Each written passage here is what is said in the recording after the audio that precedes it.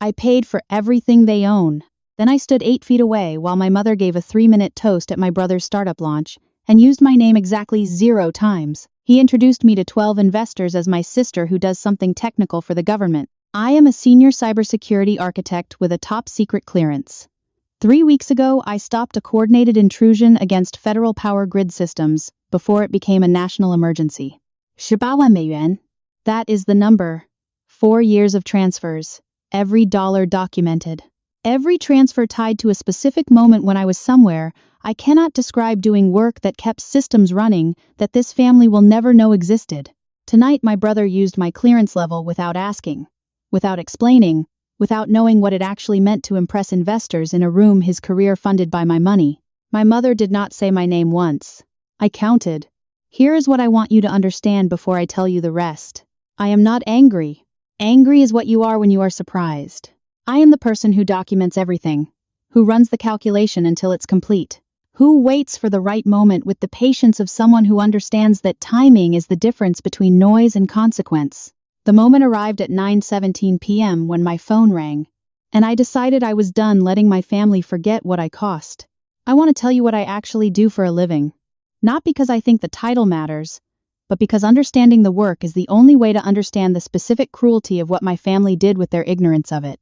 I am a Senior Cybersecurity Architect.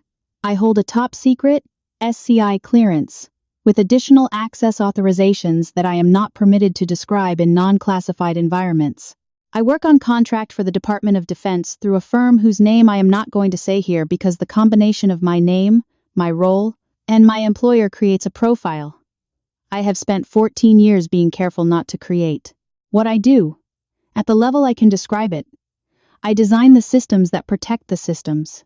Not the obvious ones, not the firewalls you read about in press releases, or the two-factor authentication your bank sends you a text to confirm. I work on the infrastructure underneath those things. The authentication architecture that determines who gets access to what, at what clearance level, under what conditions, with what logging and what fail-safes. The systems that protect classified communications, classified networks, classified decision-making infrastructure. If I do my job correctly, nothing happens. That is the nature of the work. Success is invisible. You build the wall, and no one gets through, and no one ever knows the wall was there or what it was built to stop. If I fail, the consequences are classified. Which means when people ask me what I do and I tell them the truthful but incomplete answer, government cybersecurity, they nod politely and assume I work at a help desk somewhere fixing federal employees' email problems. My mother has believed this for 14 years. Not because she is unintelligent, because she never asked a follow-up question. In 14 years of my career, she has asked me exactly twice what I was working on. Both times I gave her the same answer. I can't really talk about the specifics. Both times she nodded and changed the subject to Kevin. Kevin had started 3 companies in 7 years. The first 2 had failed. The third was in the process of failing in the specific way that startup failures happen slowly, then suddenly, with a fundraising event thrown as a last attempt to generate momentum before the runway ran out completely. My mother described Kevin to her friends as a visionary entrepreneur navigating the inevitable cycles of innovation. She described me to her friends as her daughter who did something with computers for the government. The financial relationship between Kevin and me had begun 4 years ago with what he described as a short-term bridge loan, $40,000. He needed it to make payroll for 6 weeks while a contract payment cleared. He had a term sheet from an investor. Everything was in motion. He just needed the bridge. I wired the money from an account containing 4 years of accumulated savings and contract bonuses earned during a period when I was working 70-hour weeks on a project I cannot describe to protect infrastructure that Kevin would never know existed. The investor's term sheet did not close. 6 weeks became 3 months. 3 months became a restructured arrangement. The restructured arrangement became 2 additional tranches as the company's burn rate continued and Kevin's fundraising continued not to produce actual funding. By the time I ran the full calculation sitting alone in my apartment in D.C. at 11 p.m. on a Tuesday, the kind of calculation I run when I have been avoiding something long enough that my brain finally demands, I look at it directly, the total was $180,000. 18万美元. I sat with that number for a long time. Then I opened a new spreadsheet and I documented every transfer. Date, amount, stated purpose, Actual purpose as I understood it. Interest accrued at a rate Kevin and I had agreed on in an email he had never referenced again. I formatted it the way I format incident reports. Clean, time-stamped, defensible. I saved it in a folder I labeled with a code only I would recognize. I did not send it to Kevin. I did not show it to my mother. I filed it the way you file intelligence that isn't actionable yet. Because timing matters. Because releasing the right information in the wrong moment doesn't produce resolution, it produces noise. And noise is what people who cannot handle the signal retreat into. I was waiting for the right moment. The party was not the right moment. But the phone call changed the calculation. I want to describe my family clearly before I tell you what they did. Because I think accuracy is more useful than anger, and I have had 14 years to achieve accuracy. My mother, Margaret Shen, built her professional identity around the management of perception. She runs a small PR firm. She is good at it. She understands, at a level that is genuinely sophisticated, how narrative shapes reality, how the story you tell about something determines how people experience it more than the thing itself does. She applied this skill to her family. Kevin was the visionary, the risk-taker. The one who dreamed large and failed forward and would eventually produce something that justified the investment of everyone's belief.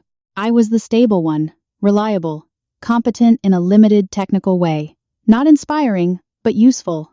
The kind of person who would always be fine, because that was simply her nature. She had been building this narrative since we were children. I have a memory from when I was 14 and Kevin was 12. I had won a regional math competition, a significant enough achievement that the school had called home. My mother's response, when I showed her the certificate, was to look at it for 3 seconds and then say, "Kevin has his robotics showcase next week. We need to talk about his presentation." I filed that memory, the way I file everything. Not from pain, because filing is how I process. Because documentation is how I establish what actually happened, versus what someone later claims happened. By the time I was in college, I had a file of such memories that was extensive and consistent. The pattern was clear, consistent, defensible. My mother loved me the way you love a reliable appliance. Okay. With appreciation for function and zero interest in experience. Kevin, she loved the way you love. A project that isn't working yet but that you have invested too much in to reconsider. Daniel, my brother-in-law, was a different category. Daniel is a CFO. He is precise, analytical, and possessed of the specific intelligence that allows a person to extract value from every interaction without ever appearing to take anything. He had learned, through a combination of observation and one conversation 3 years ago, that I still think about, what I actually do for a living. Not the specifics, but the level, the clearance, the category of work. He had used that knowledge exactly once in a way I could document. A board presentation at his company where he had referenced, without naming me, the perspective of a senior government cybersecurity architect in his network to support an argument about federal contracting opportunities his company should pursue. The board had been impressed. Daniel had received a performance bonus that quarter. He had sent me a gift card to a restaurant I had mentioned once in passing 18 months earlier. I filed that too. I want to tell you 3 specific moments. Not because they are the worst ones, they are not. But because they are the most precise illustrations of a pattern that I need you to understand before the rest of this story makes sense. Transfer the 1st of February 2020. Kevin called at 9:47 p.m. on a Sunday. I was in a secure facility in Northern Virginia, working through a network vulnerability assessment that had been classified urgent 2 days earlier. I stepped into a non-classified area to take the call. He needed $40,000 by Tuesday morning. Payroll. 6 employees. He had a contract payment coming, it just hadn't cleared yet. He just needed the bridge. I was standing in a hallway that smelled like recycled air and institutional carpet, 36 hours into a work period that wasn't going to end soon, wearing the same clothes I'd arrived in 2 days earlier. I said yes. I said yes because Kevin is my brother, and because $40,000 was achievable, and because there was a part of me, the part that had been trained by 14 years of being the reliable one, that experienced being needed as a brother, form of being seen. I transferred the money at 10:03 p.m. from my phone, standing in that hallway. I went back to work. Kevin's payroll was met. The contract payment did not clear for 11 weeks. Kevin mentioned it, briefly, in a text in week 4. Then stopped mentioning it. Transfer 2. August 2021. My mother needed a medical procedure, not emergency elective adjacent, the kind that insurance covers partially, and the remainder becomes a negotiation. She called me after she had called Kevin. Kevin had said he was tight right now. She had then called me. I want to be precise about this sequence. Not because I resent being called, because the sequence is information. When resources are needed, Kevin is asked first. When Kevin declines, I am asked as the backup option. I transferred the money. I didn't mention the sequence. I filed it. Transfer the 3rd of March 2022. Kevin's second company had failed definitively in January. He was launching the third. He needed the initial operating capital to get through the first 4 months while he built revenue. I was in a hotel room in an undisclosed location, 14 time zones away from San Francisco, having just completed a 72-hour continuous work period on a project that I will not describe. I had not slept. I had eaten 3 times from vending machines and twice from a catering setup that appeared at 2 a.m., for reasons I didn't ask about. He needed $100,000. I said I could do 80. He said that would work. I transferred $80,000 from my hotel room at 6:15 a.m., local time. While the sun came up outside a window I wasn't sure I was allowed to look out of. Total across 4 years. $180,000. Not including the dinner in 2019 when I paid for a family meal that my mother later described to her book club as the dinner Kevin took us all to. Not including the professional introduction I made for Daniel in 2020 that led to a contract his company received, and that I was thanked for in an email that was CC'd to no one. Not including the 40 hours I spent in 2021, reviewing the cybersecurity section of Kevin's Series A pitch deck, correcting 14 technical inaccuracies that would have been immediately obvious to any investor with a technical background, and that Kevin had addressed in his revision by changing the formatting. $180,000 was just the number I could document with timestamps. Kevin's launch party was held in a venue in Soma that had exposed brick and Edison bulbs, and the specific aesthetic of a space that has been designed to feel organic while costing a significant amount of money to construct. I had received the invitation 3 weeks before. It was framed as a family celebration. Kevin's big night. We want everyone there. My mother had called to confirm I was coming. The call lasted 4 minutes. 2 of them were about the party. 2 were about whether I was seeing anyone in DC. I arrived at 7:15. By 7:20, I understood the actual function I was serving. There were 12 investors in the room. Kevin had mentioned me to at least 4 of them. I know this because 4 separate people approached me within the first 30 minutes and introduced themselves with the phrase, "Kevin mentioned you work in government cybersecurity." Each conversation had the same structure. Establish that I existed. Establish my general domain. Attempt to extract whether there was any pathway to government contracts through my network. I was a credential Kevin was displaying, not a person he had invited. I performed the function because I am good at it and because I had not yet decided what I was going to do, and unresolved decisions are best handled by doing the immediately useful thing while the larger calculation completes itself. At 8:47, my mother gave a toast. She stood near the bar with a champagne flute and called for attention and spoke for 3 minutes about Kevin's vision, Kevin's resilience, Kevin's courage in continuing to pursue his dream through multiple setbacks. She used the word extraordinary twice. She used the phrase, "I have never been more proud" once. She did not say my name. I was standing 8 feet away. She did not say my name. I pressed my thumb against the USB drive in my pocket, counted my heartbeats. At 9:03, Daniel found me near the back wall. Claire. He had the particular affect of a person about to say something he has rehearsed. Harrison seems very interested in the government contracting angle.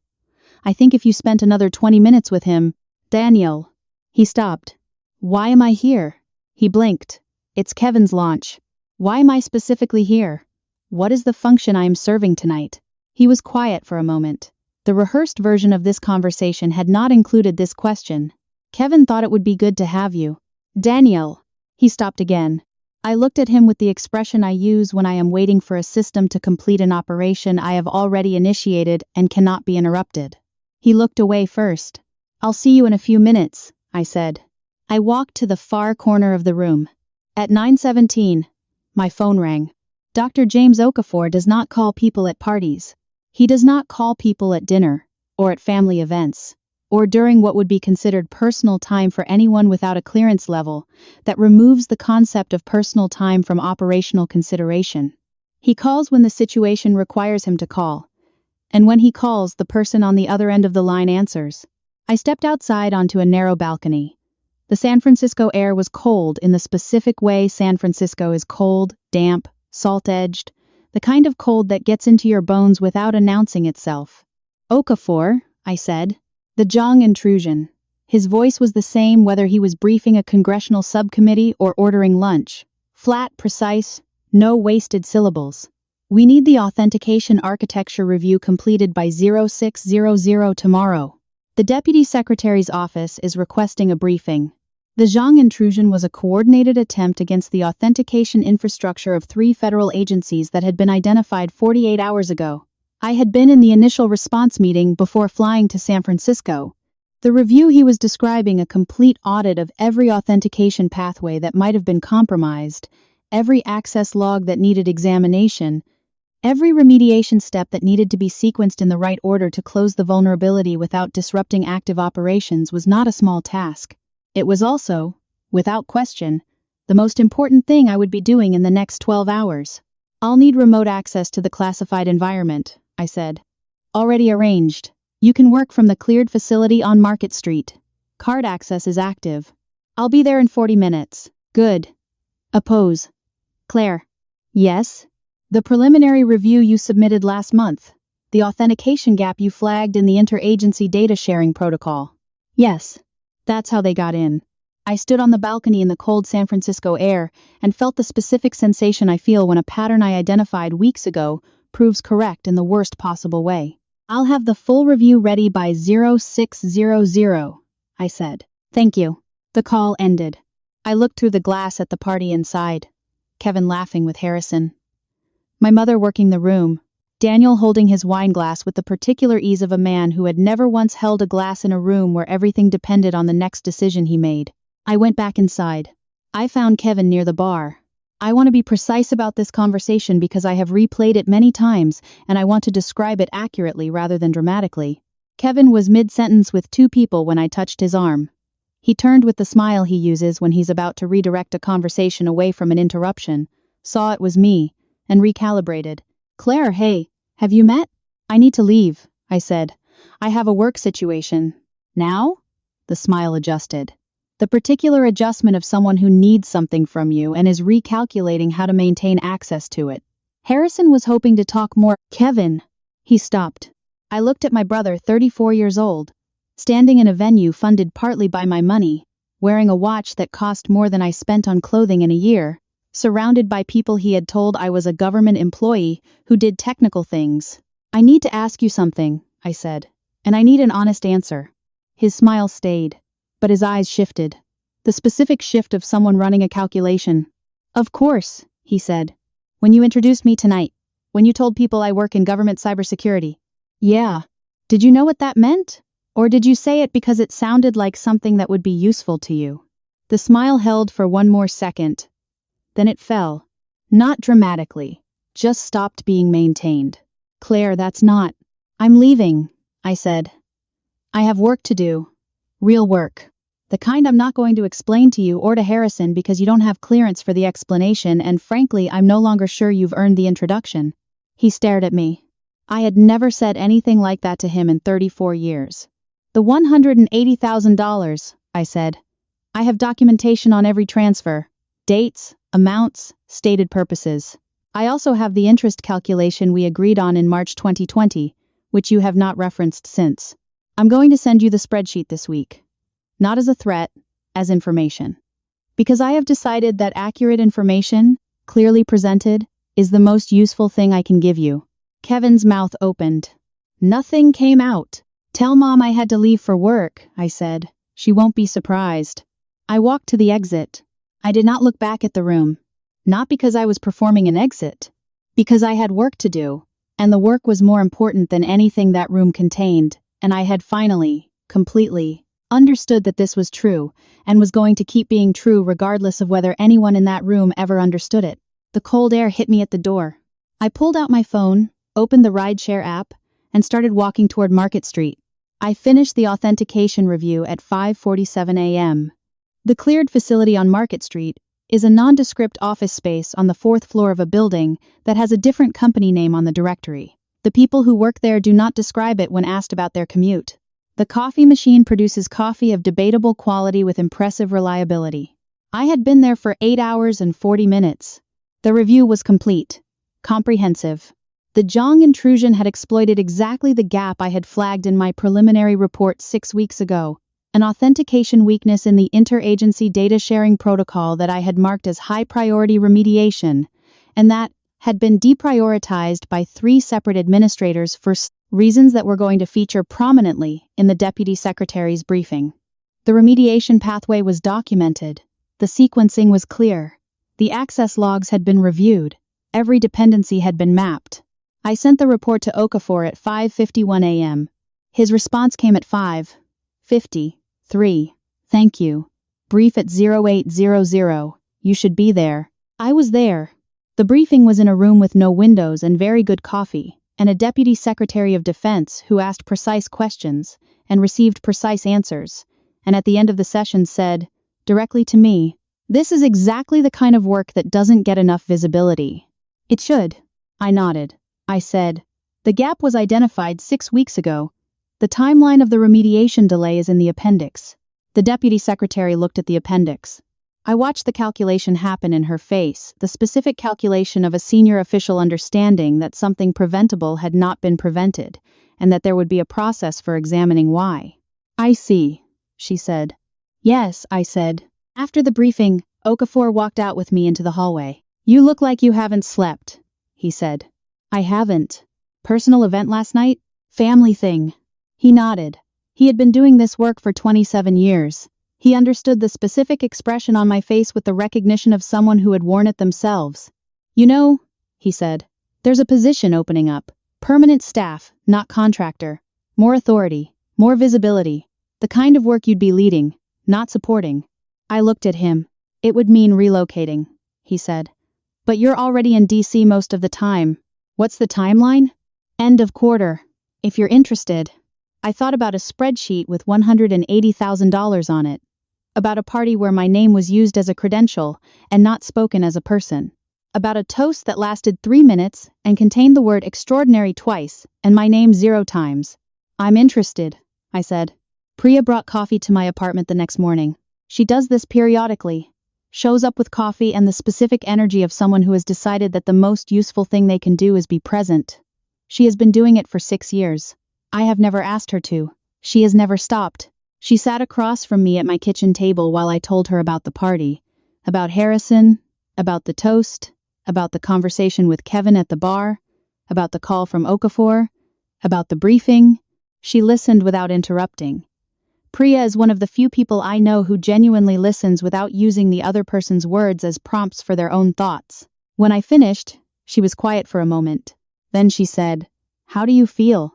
I looked at her. "Accurately," she said. "Not what you're supposed to feel. How do you actually feel?" I thought about it. "I feel like someone who has been running a program in the background for 14 years and has finally decided to close the application," I said. Not with anger. Not dramatically. Just the process is no longer serving a function, and the resources it's consuming are needed elsewhere. She looked at me for a long moment. "That is the most Claire Shen sentence I have ever heard," she said. I almost smiled. "Is it accurate?" she said. "Yes." "Then it's good." She refilled my coffee. We sat for a while without talking. Outside my window, DC was doing its morning thing, gray, sky, efficient traffic, the specific hum of a city that has been running serious operations since before most of its residents were born. "Can I say something?" Priya said. "Yes. You have been protecting people who treat you like a utility for a long time. And you have done it without complaint, and without credit, and I think this is the part that actually cost you the most, without letting yourself fully understand that you were doing it." I looked at her.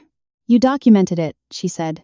"I know you did. You document everything. But documentation isn't the same as acknowledgement. You can have perfect records of something, and still not have let yourself know what it was." I thought about the spreadsheet. The folder I had labeled with a code only I recognized. "What was it?" I said. "You were funding the lives of people who had decided that your life didn't need funding.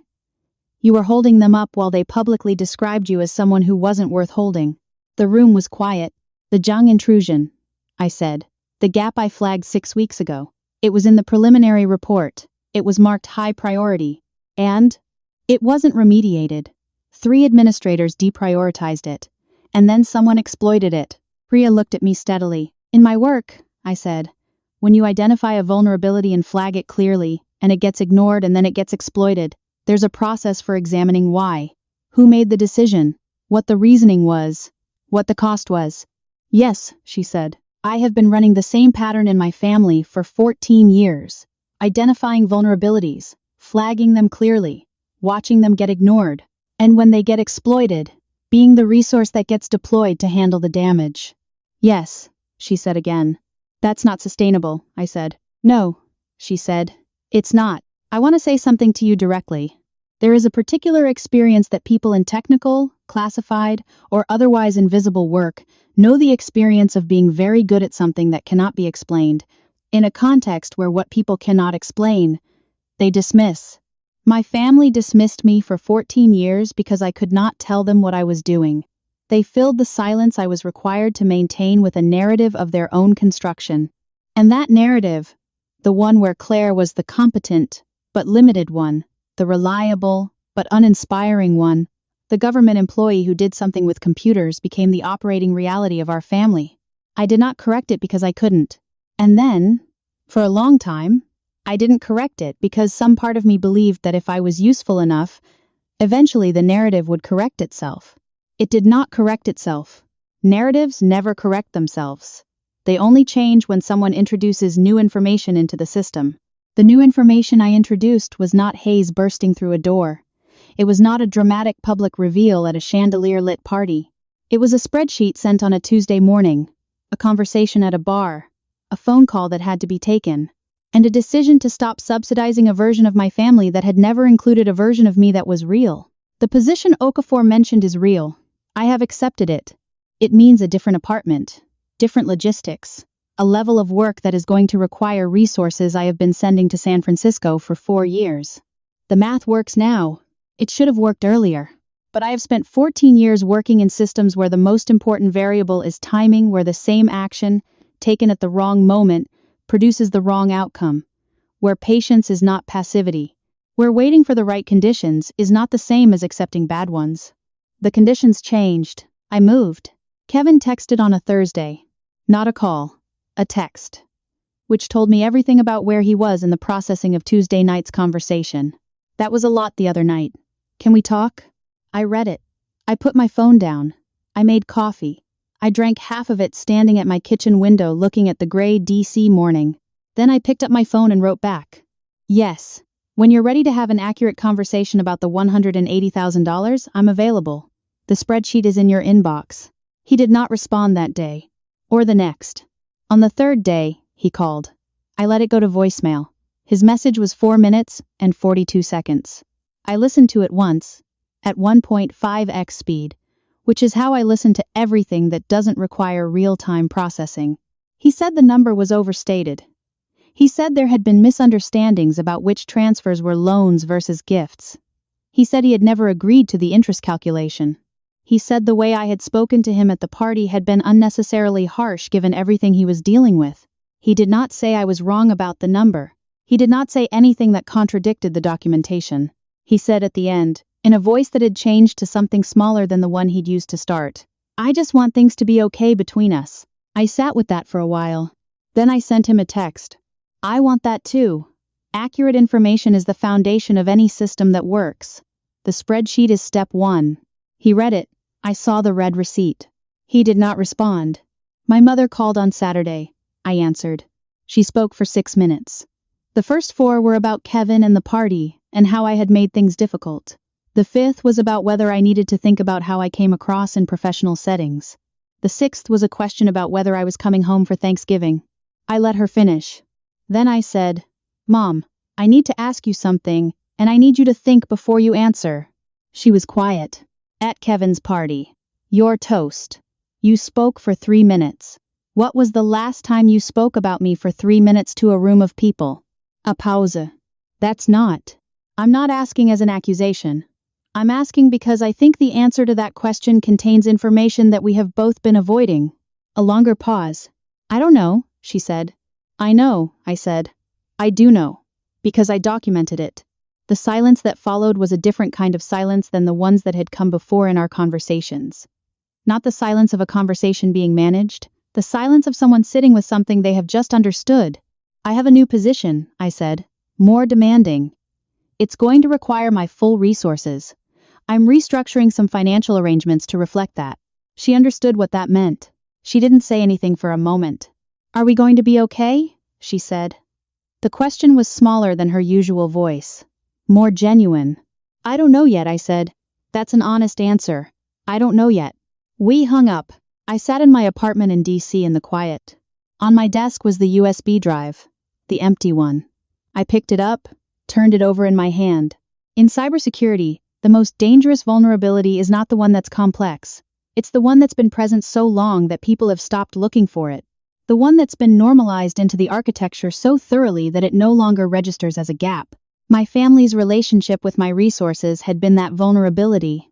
Present so long, so thoroughly normalized, so embedded in the operating structure that no one, including me, had examined it as a system choice rather than a feature of reality. I had spent 14 years patching everyone else's vulnerabilities. It was time to audit my own. I set the USB drive down on the desk. Opened my laptop. Began. The most effective security architecture is not the one that responds to attacks. It's the one that changes the conditions so that the attack vector no longer exists. I was changing the conditions. One line of documentation at a time. All characters, situations, and events in this story are fictional, created entirely for dramatic storytelling, entertainment, and emotional reflection. Any resemblance to real persons, institutions, or events is coincidental. This story explores themes of invisible labor, family dynamics, and the specific experience of people whose most important work cannot be publicly acknowledged.